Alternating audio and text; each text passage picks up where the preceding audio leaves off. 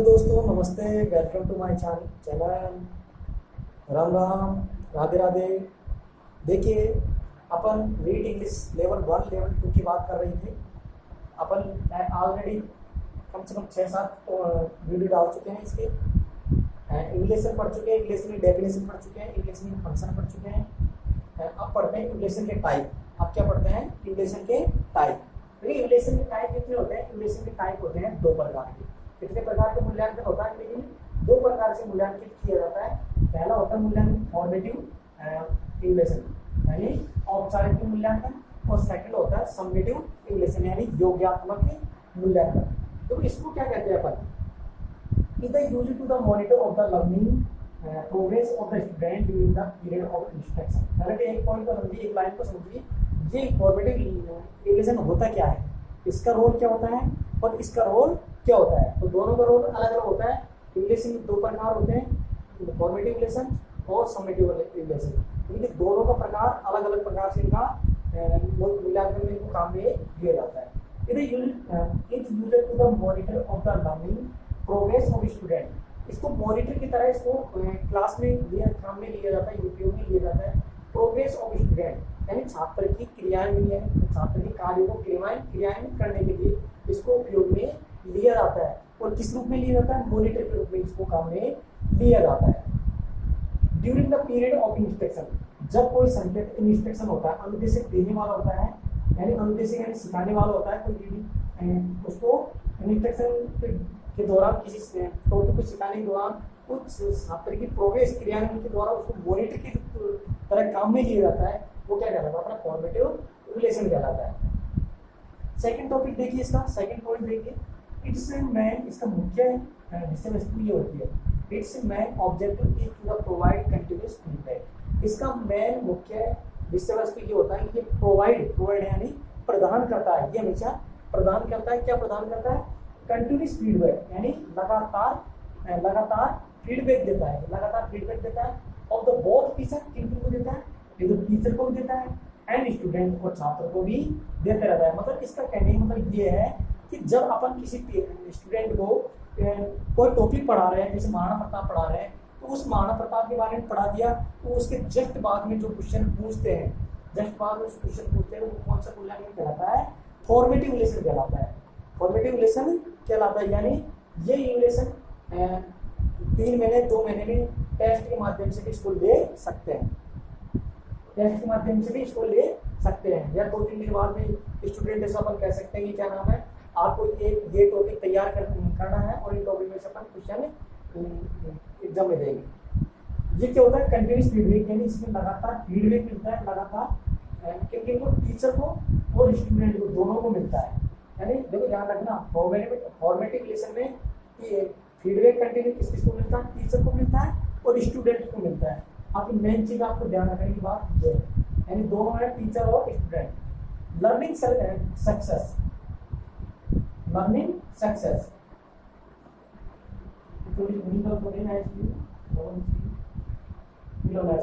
वो लगातार इसमें क्या होता है? सफलता प्राप्त मिलती रहती है। And failure oiling the instruction is the process. और जो असफल हो जाता है, जो फीडबैक यानी कंटिन्यूस जो पाठ्यक्रम के दौरान जो चीज पढ़ाई जाती है उसमें कोई छूट जाती है यानी असफल हो जाती है, वो उसके माध्यम से बाहर आके निकल जाती है, यानी वो बाहर आके क्लियर हो जाती है। वो किसके माध्यम से होती है? फॉर्मेटिव रिलेशन के माध्यम से। यदि आपने किसी टॉपिक को पढ़ाया, उस टॉपिक में कोई चीज छूट गई, यानी उसके बारे में अपन अध्ययन नहीं किया, तो उसमें तो असफल हो गए, तो उसके माध्यम से 1 या 2 दिन बाद में उसको वापस से अपन कन्वर्ट करके उसको पढ़ सकते हैं। थर्ड पॉइंट देखिए इसका, एट द एंड। देखो, अंत में क्या करवाता है? At the end of the topics. देखो, मैंने बोला था ना आपको कि एट द एंड ये एक टॉपिक देता है, एक यूनिट दे देता है टीचर। एक तो टॉपिक या यूनिट दे देता है टीचर, किनको देता है? स्टूडेंटों को। कि कैन इवैल्यूएट यानी वो मूल्यांकन कर सके, यानी वो उनकी गणना कर सके कि स्टूडेंटों की कि द लर्निंग, कि बच्चों ने कितना outcome of the basic of which is the modified the method learning to. ये कहना चाहता है कि अंत में टीचर के माध्यम से टॉपिक और यूनिट दी जाती है, जिसमें से ये गणना की जाती है कि बच्चे के अंदर अधिकतम कितना उसने सीखा है, कितना उसके अंदर बाहर आउटकम से यानी उसके बाहर उसके जीवन में उतरा है। On the basic which is the modifying the method learning experience. और उतने उसने कितना अधिक लर्निंग का एक्सपीरियंस यानी अनुभव ग्रहण किया है। ये इसमें आ जाता है। कहने मतलब फॉर्मेटिव असाइनमेंट में ये होता है, इसमें हर 3 महीने 2 महीने ये टीचर के जस्ट किसी टॉपिक के माध्यम से इवैल्यूएशन किया जाता है, मूल्यांकन किया जाता है और उसमें जांचा जाता है। उसमें देखा जाता है स्टूडेंट ने कितना सीखा है, कितना उसने अभी उसको बाकी है सीखना, तो वो इसके माध्यम से फॉर्मेटिव इवैल्यूएशन के माध्यम से इसको क्लियर किया जाता है। अब देखिए अपना आता है समेटिव इवैल्यूएशन यानी योगात्मक मूल्यांकन। ये क्या होता है? समेटिव इवैल्यूएशन, योगात्मक मूल्यांकन। ये देखो क्या होता है, ये पूरे जैसे टीचर के माध्यम से जो टॉपिक कराए जाते हैं उन टॉपिकों की पूरी एक ईयर यानी जो वार्षिक होता है, जैसे अपने एग्जाम की वार्षिक एग्जाम लगती है वैसे इसमें मूल्यांकन किया जाता है और उसमें जांचा जाता है कि स्टूडेंट के कितने ग्रेड मिली है, कितने उसके नंबर स्कोर किए हैं, वो किसके माध्यम से किया जाता है? समेटिव असाइनमेंट इवैल्यूएशन के माध्यम से। यानी इसमें पूरी वार्षिक की ब्यौरा तैयार होगा, इसमें पूरी साल का बच्चे का ब्यौरा तैयार होगा, जबकि इसमें 2 महीने 3 महीने या टॉपिक स्टूडेंट ने जो पढ़ाया उसका लेखा जोखा इसमें देखा जाएगा स्टूडेंट को। इस समेटिव इसका मतलब क्या था? योगात्मक मूल्यांकन इज द डन, ये किया जाता है एट द एंड अंत में ऑफ द कोर्स, यानी अगेन देखो कोर्स यानी होता है पाठ्यक्रम। जब तक स्टूडेंट का पूरी एक पाठ्यक्रम पूरा नहीं हो जाता है तब तक इसमें इसका मूल्यांकन नहीं किया जाता है। यानी समेटिव एस्टिमेट जब किया जाता है जब वो उसको टीचर करा देता है, पूरा उसको हल करवा देता है, उसके बाद में वो करता है क्या? समेटिव इवैल्यूएशन करता है, यानी एग्जाम वार्षिक एनुअल एग्जाम इवैल्यूएशन करवाता है। And instruction of the no, और वह ये जानना चाहता है टू द व्हाट एक्सटेंट, यानी बच्चे ने कितना अधिक एक्सटेंड किया है, एंड ऑब्जेक्टिव, और कितना उसके विषय वस्तु को प्राप्त किया है। और एक्सटेंड यानी एक्सटेंड मतलब विस्तार है, उसने ग्रेड प्राप्त किया।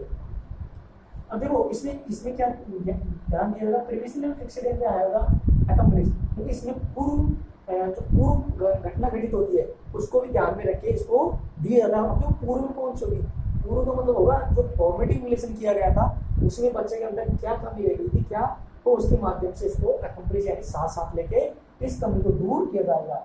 यदि आपसे क्या कहा जाए, यदि जो बच्चा फॉर्मेटिव असाइनमेंट में अपनी कमियों फाल्टों को कमी छोड़ देता है, वो किस मूल्यांकन में वो अपनी कमियों को दूर करता है, तो वो हो जाएगा आपका समेटिव इवैल्यूएशन, यानी इसमें बच्चा जाकर अपनी कमियों को दूर कर लेता है। The main objective of the summative evaluation the assign, the main of objective, तो इसमें क्या होता है? इसमें main of objective in assignment, इसमें समेटिव का असाइनमेंट किया जाता है एंड ग्रेड। जब आगे की बात, इसमें ग्रेड दिया जाता है बच्चे को, इसमें ग्रेड दिया जाता है and terminal as the grade, इसमें के बच्चों को क्या दिया जाता है? ग्रेड के माध्यम से विषय वस्तु के माध्यम से उसका मूल्यांकन किया जाता है। तो देखो ग्रेड इसमें नहीं होगा, ग्रेड इसमें होगा, ये ध्यान से देखना। इट इज द टर्मिनल, देखो टर्मिनल का मतलब क्या होता है? अंतिम रूप से। टर्मिनल यानी क्या होता है? लास्ट पॉइंट है समेटिव इवैल्यूएशन का। इट इज टर्मिनल, यह एक अंतिम रूप से है। इज द नेचर यानी प्रकृति का, of the comes of the end cause of the instruction, यानी अनुच्छेद के माध्यम से अनुच्छेद के माध्यम से इसमें पाठ्यक्रम का अंत में प्रगति के माध्यम से अंतिम फाइनल डिसाइडेड किया जाता है कि बच्चे को कितने ग्रेड मिलनी चाहिए, कितना उसका बच्चे इसमें पाने का अधिकार है। Thank you. अब इसके बाद में अपन पढ़ते हैं